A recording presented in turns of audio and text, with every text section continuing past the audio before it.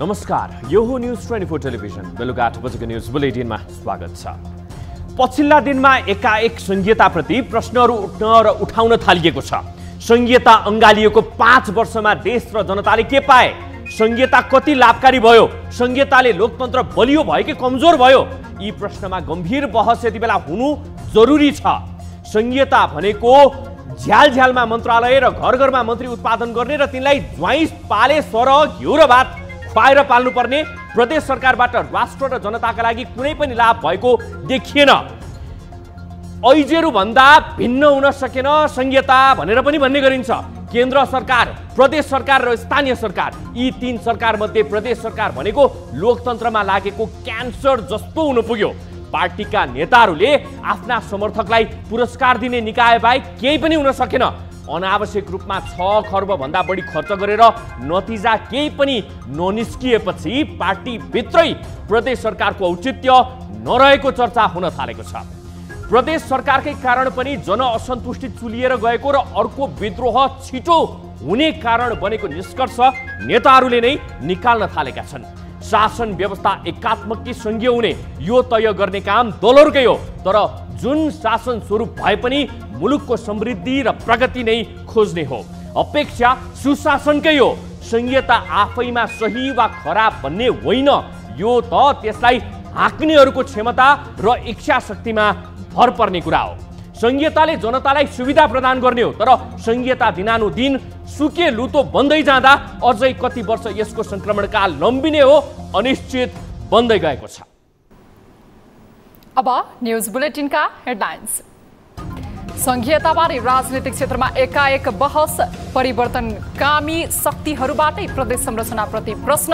खारेजी भन्दा सुधार गरेर अघि बढ्नुपर्नेमा नेताहरूको जोड। पूर्ण तरिकाले खडा गरिएको छ, त्यसलाई बरु सच्याउनुपर्छ।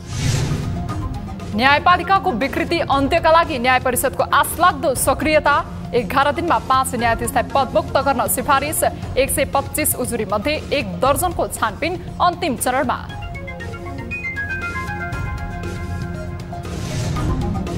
बजेटमा अनाधिकृत व्यक्तिको प्रवेशबारे छानबिन समितिले तत्कालीन अर्थमन्त्री शर्मालाई बयानका लागि बोलायो।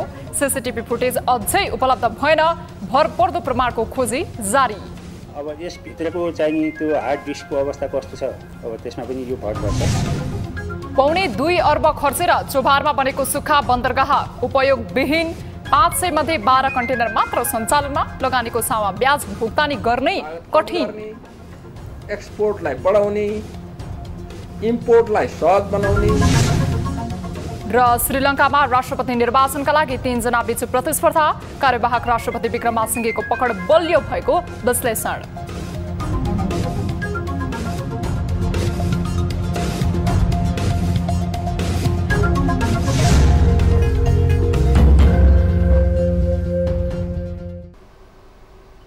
हामी निरन्तर न्यूजमा छौं।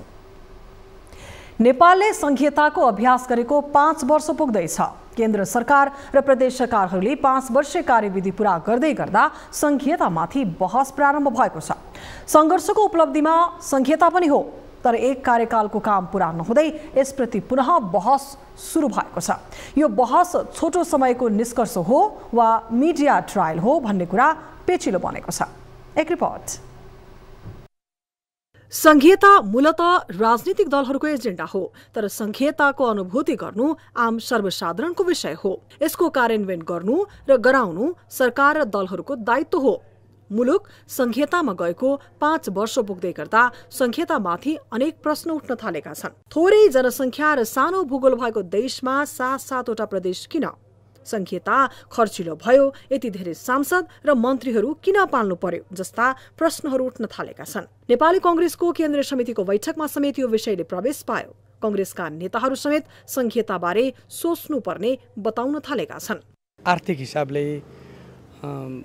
नेपाली जनताको राष्ट्रिय भावनाका हिसाबले र देशको वर्तमान अर्थतन्त्रका हिसाबले नेपालको जनसङ्ख्या, टेरिटोरी, भौगोलिक विविधता कारणले नेपालको संघीयता आवश्यकता हो कि होइन भन्ने कुरा चाहिँ हामीले संविधान भन्ने बित्तिकै संविधानमा लेखेका कुराहरू ढुङ्गाको अक्षरमा ढुङ्गा लेखेका अक्षर होइनन्। संविधान भन्ने कुरा राजनीतिक नेतृत्व र आम नागरिकको चेतनाको स्तरअनुसार परिवर्तन हुँदै जाने कुरा हुन्। संविधानमा हामीले जे कुरा लेख्यौँ ती कुराहरूबाट हामीले करेक्सन हुँदै जानुपर्छ।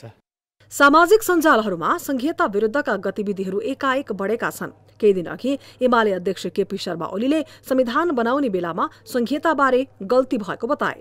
एमाले नेता महेश बस्नेतले त 1 वर्ष अघि नै संघीयताको विपक्षमा आफ्नो प्रस्ताव नै गरेका थिए। पछिल्ला दिनमा नेता गोकुल बास्कोटाले त संघीयताको विरोधमा फायर खोलिरहेका छन्।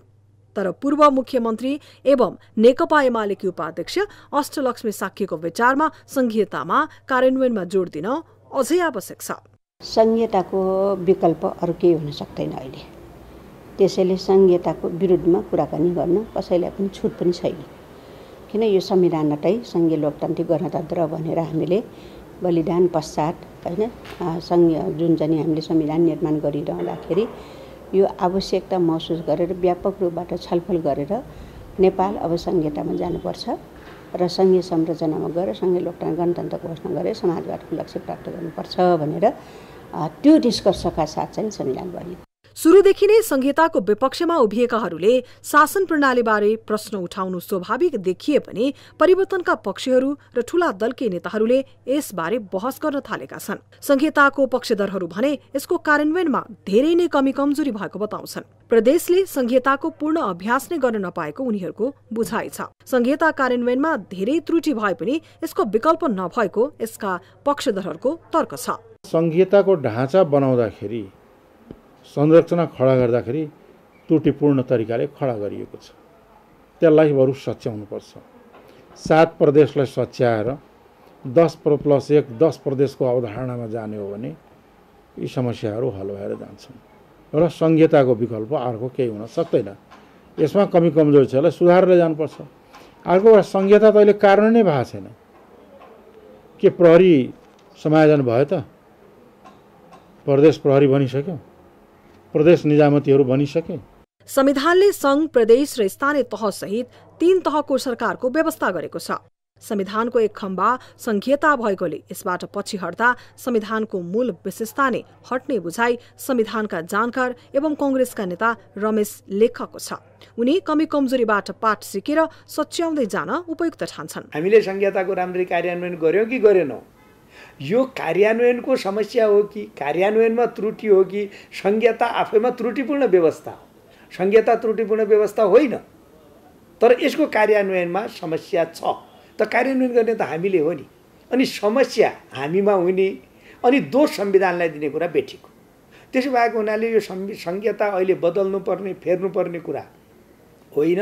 यसलाई ठिक ढङ्गले कार्यान्वयन गरेर संघीयतालाई ठिक ठाउँमा चाहिँ त अगाडि लिएर जाने काम गर्नुपर्छ। कुनै पनि राजनीतिक पद्धतिको परीक्षणका लागि 5 वर्ष पर्याप्त समय होइन। पद्धतिलाई बलियो बनाउन बहस हुनु अस्वाभाविक पनि होइन।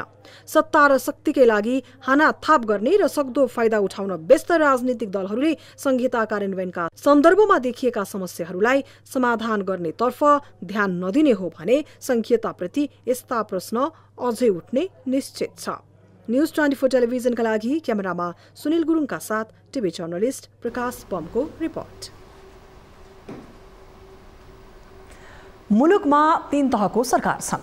केन्द्रीकृत शासन प्रणालीका कारण मुलुकले प्रगति गरेन भनेर मुलुक संघीय संरचनामा गएको थियो। संघीयताको अभ्यासको 5 वर्ष पूरा हुँदैछ। यस बीचको अनुभवले संघीयता मुलुकलाई छरितो भयो कि बोझ बने त? एक विश्लेषण। संघीयताको 5 वर्षभन्दा बढीको अभ्यास हाम्रो लागि फलदायी भएन। यसबीचमा पुँजीगत खर्च पनि बढ्न सकेको छैन। पछिल्लो आर्थिक वर्षमा पुँजीगत खर्च 57% मात्र भएको छ। कुल बजेटको 1/4 मात्र पुँजीगत खर्च विनियोजन हुने र त्यसमा पनि आधा मात्र खर्च गर्ने प्रवृत्तिले मुलुकमा समृद्धि त सपनामा मात्र सीमित हुने अवस्था देखा परेको छ। यसबीचमा जनताले सेवा सुविधा पनि सहज र चुस्त ढङ्गले पाउन सकिरहेका छैनन्। देशभरमा 884 जना सांसद छन्। प्रदेशमा मात्रै 550 जना सांसद छन्। उनीहरूलाई पाल्न राज्यले अर्बौं रुपैयाँ खर्चिनु परिरहेको छ। उनीहरूको पिए र अन्य खर्च समेत राज्यका लागि थप बोझ बनेका छन्। एकजना सांसदको औसतमा मासिक 1.5 लाख रुपैयाँ राज्य कोषमा व्यवहार थपिने अनुमान छ। त्यस्तै देशभरमा करिब 100 जना मन्त्री छन्। एउटा मन्त्रालय थपिँदा वार्षिक 1 अर्ब रुपैयाँसम्म राज्य कोषमा भार थपिन्छ। संघीयता आफैमा खराब वा राम्रो भन्ने होइन, मुख्य पक्ष डेलिभरी हो। विश्वका 28 देशमा संघीयताको अभ्यास छ। स्विजरल्यान्ड जस्तो नेपालभन्दा सानो आकारको देशले पनि संघीयताबाट प्रगति गरिरहेकै छ। अमेरिका, क्यानाडा, अस्ट्रेलिया, जर्मनी लगायतका देशले पनि फड्को मारेकै छन्। एकात्मक राज्य संरचना भएका करिब 170 देशहरूमा धनी देशहरू पनि छन्। यसबाट संघीयता स्वयंले प्रगति वा अधोगति बनाउने भन्दा पनि त्यसको कार्यान्वयन र राजनीतिक इमान्दारिता नै मुख्य पक्ष हुने देखिन्छ। नेपाल संघीय मुलुक भइसकेको छ। अहिलेको संविधानको यथार्थ यही हो, तर यसको प्रयोग र कार्यान्वयनमा भने धेरै जटिलताहरू देखिएका छन्। त्यसमध्येमा सर्वाधिक पेचिलो प्रश्न हो स्रोत व्यवस्थापन र सुशासन। सांसद र मन्त्रीका नाममा धेरै नेता पाल्नुपर्ने अवस्थाका कारण संघीयता खर्चिलो बनेको छ। प्रदेशमा जथाभावी मन्त्रालय बढाउने होडले सार्वजनिक खर्च अझै बढ्दै गएको छ। प्रदेश सरकार भएपछि सरकारी सेवा सुविधा प्रवाह चुस्त हुनुपर्ने हो, तर प्रदेश सरकार अन्तर्गतका कार्यालयबाट हुने सेवा झनै विकृत बनेको छ। यातायात कार्यालयको सेवा मात्रै हेरे प्रदेशको सेवा कस्तो छ भनेर प्रमाणित हुन्छ। सुशासनको अवस्था पनि त्यस्तै छ। महालेखा प्रतिवेदनले स्थानीय सरकारसँगै प्रदेश सरकारलाई पनि आर्थिक अनियमितताको अखडाको रूपमा प्रस्तुत गरेको छ। जनतालाई आर्थिक बोझ बढाउने तर सुशासन एवं सेवा प्रवाहमा अपेक्षित काम नगर्ने भएबाट संघीयता बदनाम हुँदै गएको छ। संघीयता 2062-63 सालको परिवर्तनको एजेन्डा हो। उपलब्धि जोगाउने भए संघीयता ल्याउनेहरूको आचरण र व्यवहारमा सुधार ल्याउन जरुरी छ। न्युज 24 टेलिभिजनका लागि राजनैतिक ब्युरोको विश्लेषण। संघीयताबारे प्रश्न उठिरहेका बेला संघीयताविद खिमलाल देवकोटा पनि संघीयता बोझिलो र खर्चिलो भएकोमा सहमत छन्। कार्यान्वयनमा धेरै कमजोरी भएको उनी बताउँछन्, तर यसमा सुधार गरेरै अघि बढ्नुपर्ने पनि उनको तर्क छ। 5 वर्षको संघीयताको अभ्यास, अपेक्षा र चुनौतीबारे हेरौँ देवकोटाको विचार। अगाडिका सबैले गाली गरेर हामीले अहिले केमा गएका छौँ? संघीयतामा गएका छौँ। अब यो संघीयतालाई त तपाईँले गाली गरेर अब कुन व्यवस्थामा जाने हो, यो कुराहरू महत्त्वपूर्ण हो जस्तो लाग्छ कि मलाई। त्यस कारण मैले भन्न खोजेको भने के हो भने यसैलाई यो भर्खरै जन्मेको व्यवस्था छ। किनभने धेरै खालका शासन व्यवस्थाको हामीले प्रयोगशाला बनायौँ। एउटा संविधान भत्काएर अर्को संविधानमा जाँदाखेरि 20 वर्ष जति लाग्दो रहेछ कि मैले मोटामोटी अनुमान गर्दाखेरि। जस्तो मानुस् न माओवादीले 52 सालतिर जनआन्दोलन गरे। तपाईँले यसो हेर्नुहोस् न, बिचमा होइन उनीहरू 10 वर्ष जनयुद्ध गरे, पछि शान्ति प्रक्रियामा आए। त्यो शान्ति प्रक्रिया हुँदै होइन विभिन्न खालको गर्दाखेरि झन् 72 सालमा त अर्को नयाँ संविधान जारी भयो नि, भने 20 वर्ष भयो नि। त्यस कारण तपाईँले यो साँच्चै अनि यो हामीले बुझ्नुपर्ने कुरा के हो भने यो संविधानका 4वटा मेन पिलरहरू छन्। मेन पिलर भनेको एउटा संघीयता, गणतन्त्र, धर्मनिरपेक्षता र समानुपातिक समावेशी सहभागितामूलक प्रतिनिधित्व हो। र 4वटा पिलरको एउटा घर हो यो संविधान। एउटा पिलर भत्किने बित्तिकै संविधानै भत्किन्छ, घरै भत्किन्छ। त्यस कारण हामीले यो व्यवस्था संघीयता यदि हामी चाहिँदैन भन्नुको अर्थ के हो भने यो व्यवस्थै असफल पार्नु हो, संविधानै च्यात्ने हो। त्यस कारण तपाईँले फेरि यसलाई अर्को संविधान लेखनतिर लानुभयो भने फेरि अर्को 20 वर्ष जान्छ क्या मुलुक। त्यस कारण हामीले विभिन्न अघि पनि भने विभिन्न खालको प्रयोगशाला बनायौँ। बरु यसैमा के कमी कमजोरी छ भने करेक्सन गरौँ न, होइन? कमी कमजोरी छ, निश्चित रूपमा छ, होइन? समस्याहरू छ, होइन? जस्तो अब प्रदेशहरू सुविधाभोगी भए, स्थानीय तह सुविधाभोगी भए, धेरै मन्त्रालय भए, धेरै मन्त्रीहरू बनाए हो, अथवा सङ्घमा पनि धेरै मन्त्रालय भए, धेरै मन्त्री भए, धेरै होइन योजना सोजना धेरै खोल्तीको योजना पनि यहीँबाट गर्न थाले। यी सबै कुराहरू करेक्सन गरौँ, सबै करेक्सन गरौँ। यति मात्रै निर्वाचन प्रणाली पनि बरु कसरी संघीयतासँग नागरिकको एउटा क्वेसन भनेको के हो, यो खर्चिलो व्यवस्था पनि हो भनेर हो नि त प्रश्न। त्यस कारण ल प्रदेशमा हाम्रो मन्त्रीको सङ्ख्या प्रदेश सभाको 20% बनाएका छौँ, यसलाई हामी 10%मा झार्न सक्छौँ होइन। किनभने अरू देशको प्र्याक्टिस पनि हेरौँ, दिल्लीमा छ त्यही 10% छ, स्विजरल्यान्डमा त्यही छ, भारतको संविधानमा अरू स्टेटको 15% संविधानमा लेखेको छ, त्यहाँबाट करेक्सन हुनसक्छ होइन। र सङ्घीयमा पनि तपाईँको निर्वाचन प्रणाली पनि समानुपातिक र प्रत्यक्ष तपाईँको 275 जनाको छ, त्यसलाई पनि तपाईँले 275 जनालाई घटाएर 110 जना जुन समानुपातिकलाई घटाएर तपाईँले प्रत्यक्ष 165 मात्रै राख्न सक्नुहुन्छ। नेकपा माओवादी केन्द्रका अध्यक्ष पुष्पकमल दाहालले तत्कालीन नेकपाका सचिवालयमा रहेका नेताहरूका बीचमा पार्टी एकताको विषयमा छलफल भएको बताएका छन्। मंगलबार सिंहदरबार स्थित माओवादी केन्द्रको संसदीय दलको कार्यालयमा तत्कालीन नेकपाका सचिवालय सदस्यहरू पुष्पकमल दाहाल, माधव कुमार नेपाल, झलनाथ खनाल, वामदेव गौतम र नारायण काजी श्रेष्ठ बीच भेटवार्ता भएको थियो। भेटवार्तामा विचार मिल्नेहरूका बीचमा एकताबारे छलफल गरिएको माओवादी केन्द्रका अध्यक्ष दाहालले बताए। उनले पार्टी एकताको बारेमा चर्चा गरिएको उल्लेख गर्दै सो एकता सत्तारूढ गठबन्धनको विरुद्धमा भने नभएको स्पष्ट पारे। हिजो हामी नेकपा त एउटै पार्टीवाला पनि भयौँ, अहिले म माधव कुमार नेपाल, झलनाथ खनाल, वामदेव गौतम, नारायण काजी श्रेष्ठ भने त हिजोका सचिवालयका बहुमत हौँ हामी नेकपाको।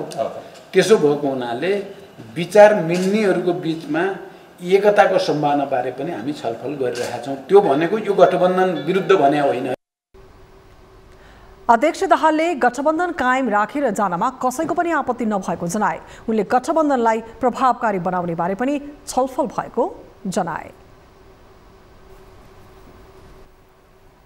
हामी निरन्तर न्युजमा छौं।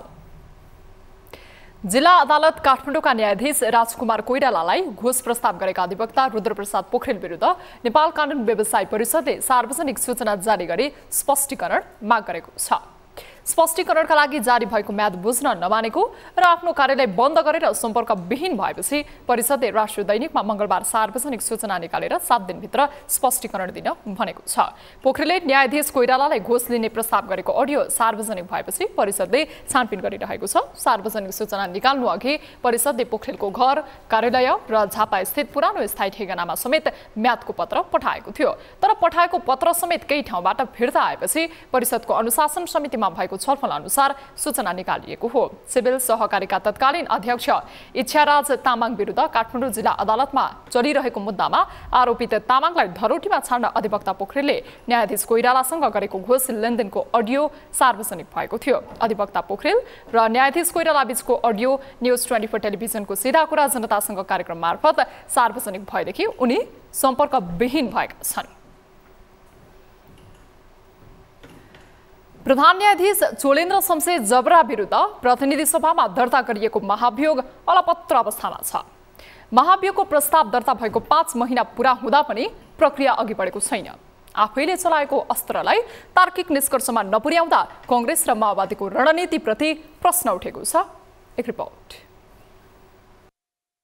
प्रधान न्यायाधीश चोलेन्द्र शमशेर राणा विरुद्ध फागुन 1 गते महाभियोग प्रस्ताव दर्ता भएको थियो।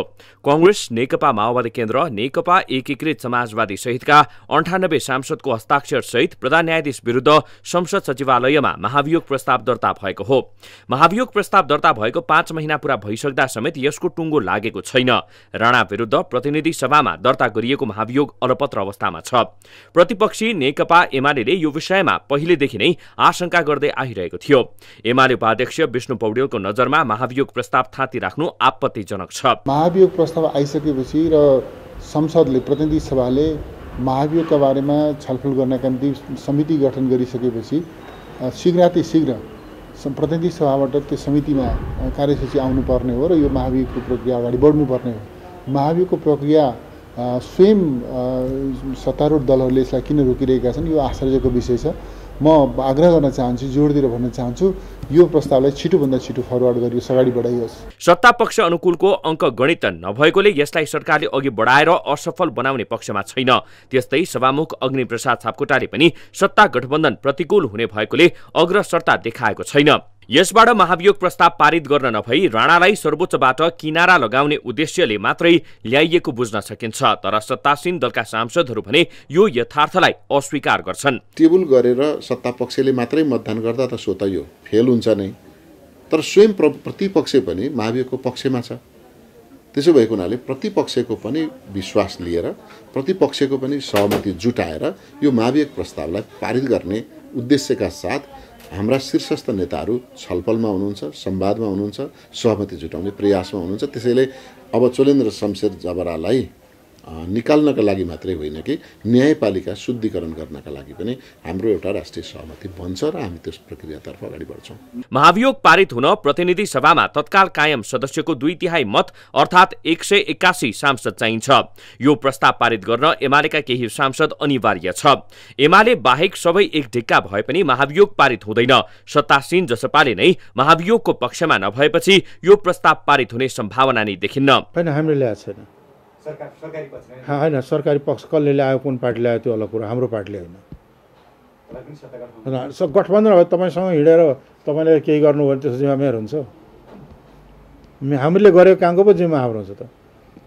गठबन्धनले निर्णय गरेर गरेको कुरा पो हाम्रो समेत बसेर निर्णय गरेको कुरा पो जिम्मा हुन्छ त। कसैले एउटा पार्टी दुईटा पार्टीले आफ्नो निर्णय गरेर गर्छन् भने त्यसको जिम्मा अरूले पनि बोक्न जरुरी छ। गएको फागुन 22 मा 11 सदस्यीय महाभियोग छानबिन समिति समेत गठन भएको थियो, तर अहिलेसम्म त्यो समितिले छलफल समेत गरेको छैन। 2075 पुस 18 मा प्रधान न्यायाधीश भएका राणाले आगामी मङ्सिर 28 मा उमेर हदका कारण अवकाश पाउने छन्। महाभियोग यथास्थितिमै राखे राणाले पुनः सर्वोच्च प्रवेश नगरी अवकाश पाउने छन्। न्यूज 24 टेलिभिजनका लागि क्यामेरामा सुनिल गुरुङका साथमा टिभी जर्नलिस्ट प्रकाश बमको रिपोर्ट। संसदीय विशेष समितिले निवर्तमान अर्थमन्त्री जनार्दन शर्मालाई बयानका लागि बोलाएको छ। निवर्तमान अर्थमन्त्री शर्मा विरुद्ध लागेको आरोपमाथि छानबिन गर्न गठित संसदीय विशेष समितिको मंगलबार बसेको बैठकले शर्मालाई बुधबार बोलाएर बयान लिने निर्णय गरेको हो। छानबिन प्रक्रिया अन्तिम चरणतर्फ पुग्दै गर्दा संसदीय विशेष छानबिन समितिले अर्थमन्त्री विरुद्ध अभियोग पुष्टि हुने कुनै प्रमाण भेटाउन सकेको छैन। छानबिनको काम भइरहेको र अहिलेसम्म पहिलो चरणको काम सम्पन्न भएको बताइएको छ। विज्ञहरूलाई चाहिँ नि सोध्यो, भनौँ न जिज्ञासा राख्यो र उहाँहरूले के भन्नुभयो भन्दाखेरि चाहिँ नि अब यो विषय रिकभरी गर्न सकिने विषय चाहिँ हो। अब यसको लागि एउटा अलिकति अथेन्टिक एउटा सफ्टवेयर पनि चाहिन्छ। अब यसभित्रको चाहिँ नि त्यो हार्ड डिस्कको अवस्था कस्तो छ, अब त्यसमा पनि यो भर पर्छ। समितिले यही बिहीबारसम्ममा आफ्नो प्रतिवेदन बुझाउनु पर्नेछ। असार 22 गते प्रमुख प्रतिपक्षी दल नेकपा एमालेको माग बमोजिम प्रतिनिधि सभाका सांसदहरू सम्मिलित विशेष छानबिन समिति गठन भएको थियो। समितिमा 11 जना सांसद रहेका छन्। जनार्दन शर्मामाथि चालु आर्थिक वर्षको बजेट बनाउने क्रममा जेठ 14 गते मन्त्रालयमा अनाधिकृत व्यक्ति प्रवेश गराएर करको दर हेरफेर गरेको आरोप लागेको छ। अर्थमन्त्री शर्माले आफूमाथि लागेको आरोपको निरन्तर रूपमा खण्डन गर्दै आए पनि प्रमुख प्रतिपक्षी दल एमालेले राजीनामा माग्दै आइरहेको थियो। न्युजहरू अझै बाँकी नै छन्, अब पालो ब्रेकको।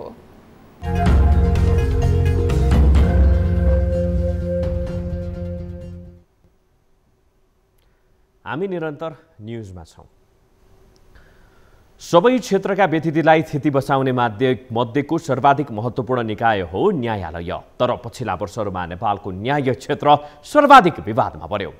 प्रधान न्यायाधीश चोलेन्द्र शमशेर राणा विरुद्धको महाभियोगले अझै निकास पाइसकेको छैन। अन्य न्यायाधीशको आचरणबारे पनि धेरै प्रश्न उठ्दै आएका छन्।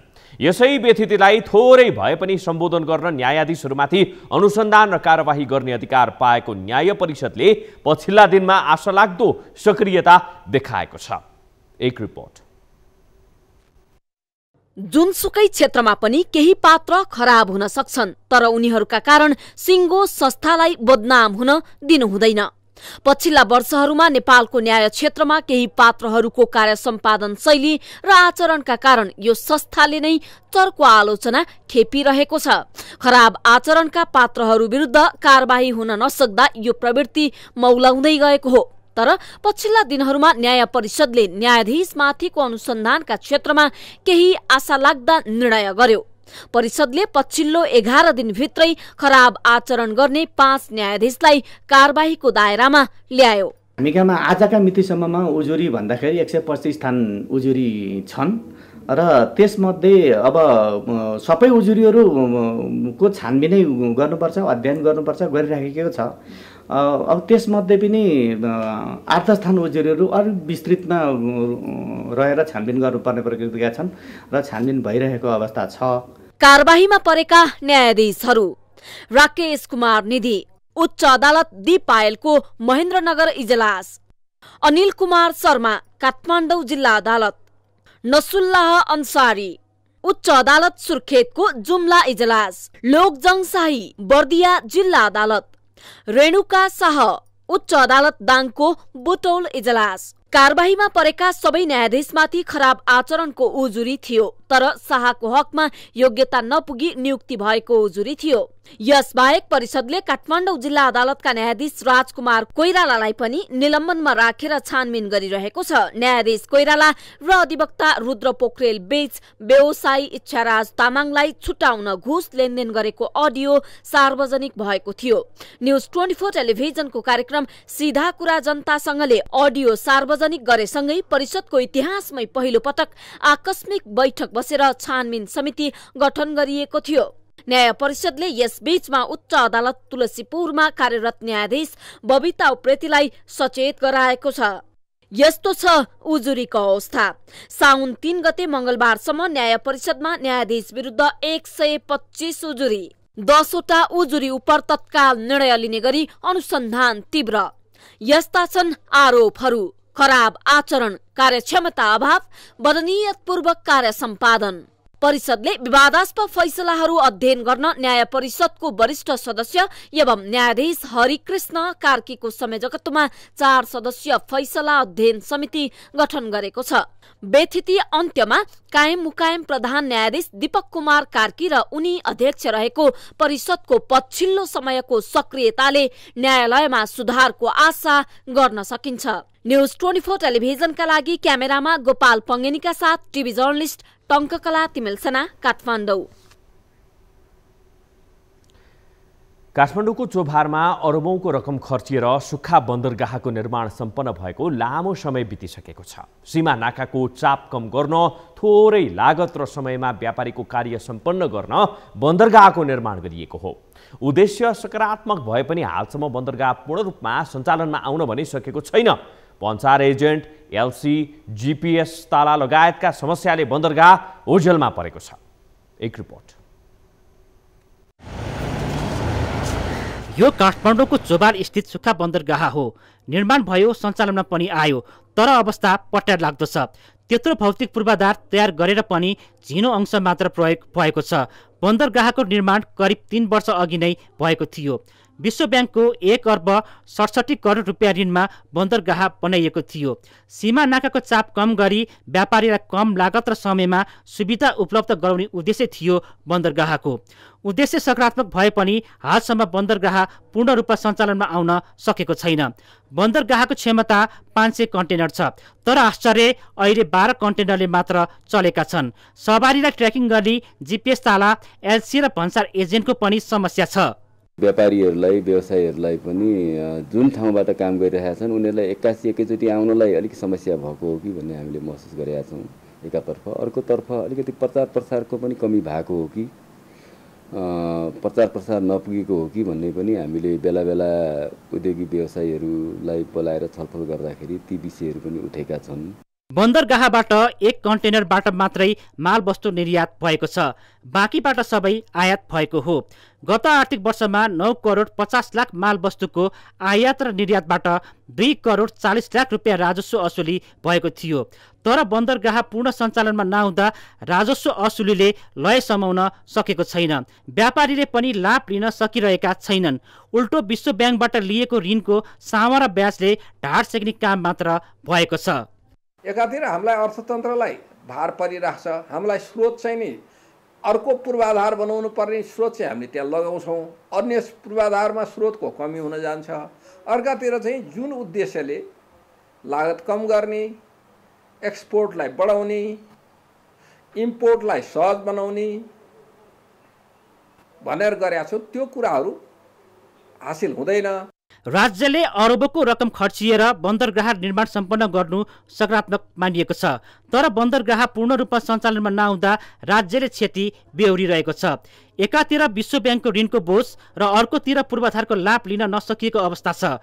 अरबौंको खर्चमा बनेको यस्तो पूर्वाधारको सदुपयोगमा सरकारको ध्यान जान आवश्यक छ। काठमाडौँ स्थित चोभारको सुक्खा बन्दरगाहमा 500 वटा कन्टेनरको क्षमता रहेको छ। तर हाल 12 वटा कन्टेनर मात्रै आवत जावत गर्ने गरेको छ। भन्सार एजेन्ट एलसी जीपीएस ताला लगायतको समस्याले यो सुक्खा बन्दरगाह सञ्चालनमा आउन कठिनाई भइरहेको छ। सरकारले यो सुक्खा बन्दरगाह सञ्चालनमा ल्याउनको लागि यी समस्याहरूलाई चिर्दै अगाडि आए राज्यले पनि मनक्कै आम्दानी गर्न सकिनेमा दुई मत छैन।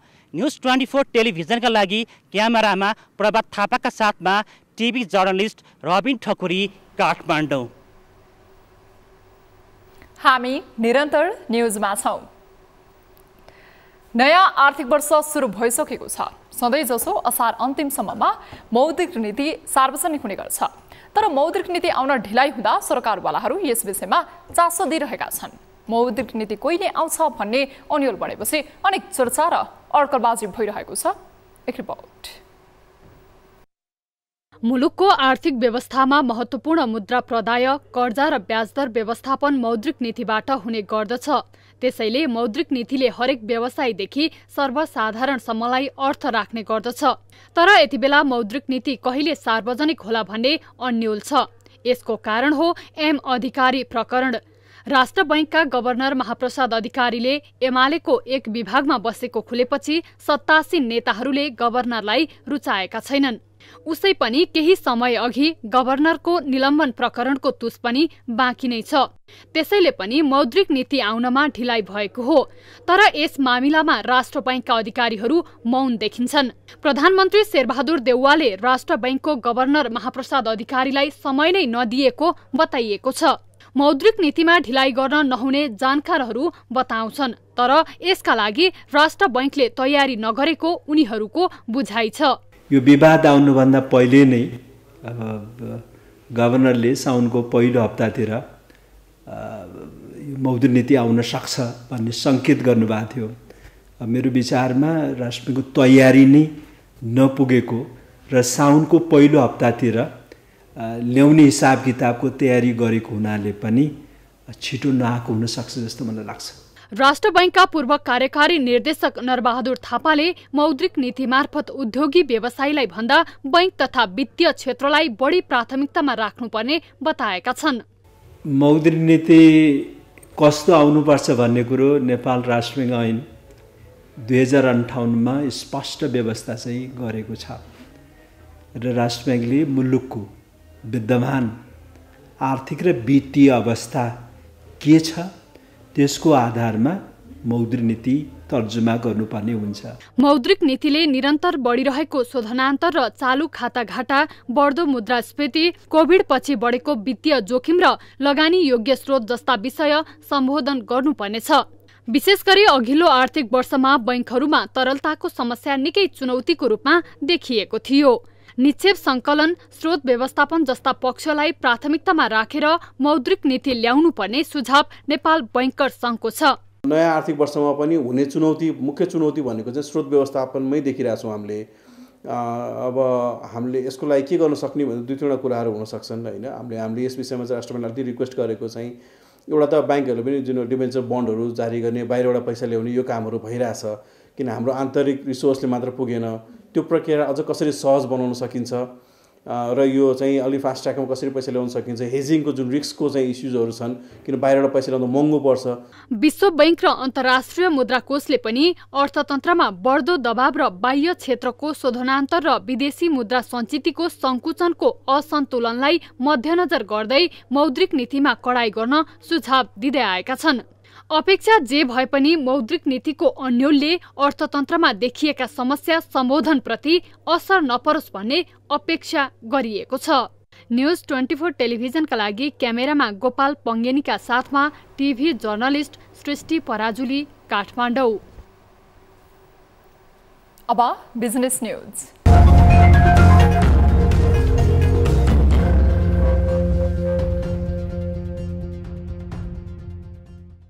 शेयर बजार परिसूचक नेप्से 16.20 अङ्कले बढेर 2045.63 बिन्दुमा रोकिएको हो।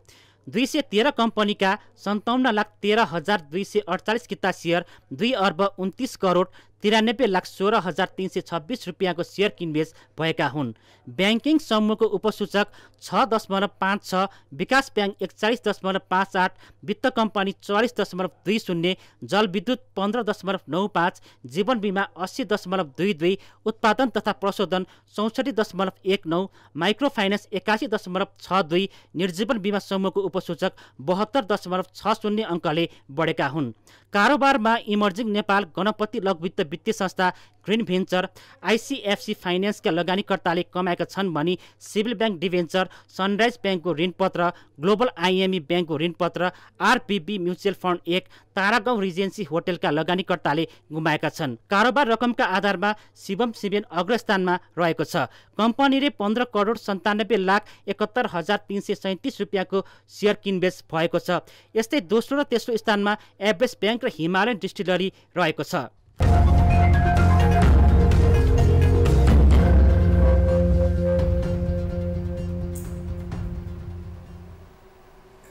न्युजहरू अझै बाँकी नै छन्, अब पालो ब्रेकको।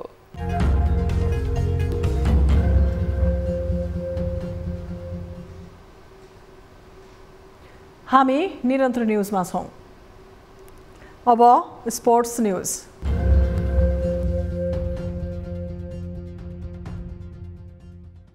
अखिल नेपाल फुटबल संघ इन्फाको कार्यसमितिको बैठक बिहिबार बस्ने भएको छ। इन्फाले मंगलबार सूचना निकाल्दै बैठक बिहिबार बस्ने जनाएको छ। इन्फा कम्प्लेक्स सादो बाटोमा बस्ने बैठक बिहान 7 बजेबाट सुरु हुनेछ। यसअघि बैठक सोमबारका लागि डाकिएको थियो, तर इन्फाका अध्यक्ष पंकज विक्रम नेङबाङ बिरामी भएपछि बैठक स्थगित गरिएको थियो। इन्फाले कार्यसमितिको बैठकका लागि 12वटा एजेन्डा तय गरिसकेको छ, जसमा महिला साफ च्याम्पियनसिपको तयारीदेखि विवादमा रहेको एनएसएल, विभिन्न पदाधिकारी नियुक्ति लगायतका एजेन्डामा छलफल र निर्णय हुने बताइएको छ। यस्तै इन्फाका उपाध्यक्ष कुमार केसीले माग गरेको थप एजेन्डामा समेत छलफल हुने तालिका रहेको छ। नवनिर्वाचित कार्यसमितिको वार्षिक कार्यक्रम सहित अघि बढ्नुपर्ने बताउँदै केसीले बैठकमा 5वटा एजेन्डा थप्न माग गरेका छन्।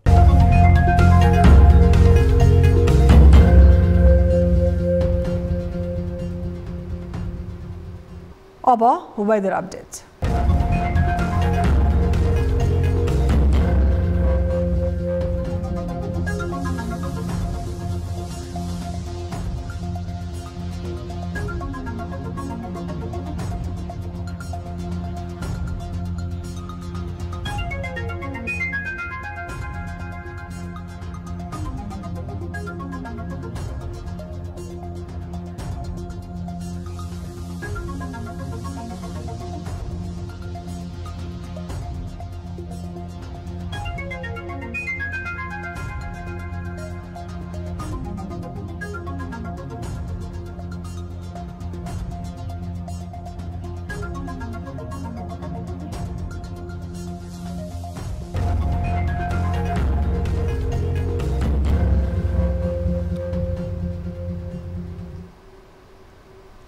अब न्यूज बुलेटिनको अन्त्यमा पुनः हेडलाइन्स।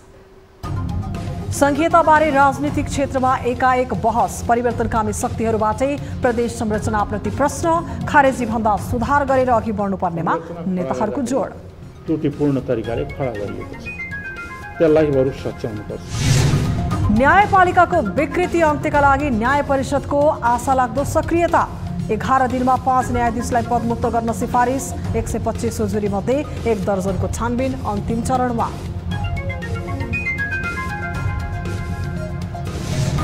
बजेटमा अनधिकृत व्यक्तिको प्रवेशबारे छानबिन समितिले तत्कालीन अर्थमन्त्री शर्मालाई बयानका लागि बोलायो। सीसीटीभी फुटेज अझै उपलब्ध भएन, भरपर्दो प्रमाणको खोजी जारी। अब यसभित्रको चाहिँ त्यो हार्ड डिस्कको अवस्था कस्तो छ, अब त्यसमा पनि यो भर पर्छ। 2.25 अर्ब खर्चेर चोभारमा बनेको सुक्खा बन्दरगाह उपयोग विहीन, 500 मध्ये 12 कन्टेनर मात्र सञ्चालनमा, लगानीको सावा ब्याज भुक्तानी गर्ने कठिन। एक्सपोर्टलाई बढाउने, इम्पोर्टलाई सहज बनाउने। र श्रीलङ्कामा राष्ट्रपति निर्वाचनका लागि 3 जनाबीच प्रतिस्पर्धा, कार्यवाहक राष्ट्रपति विक्रमासिंघेको पकड बलियो भएको विश्लेषण।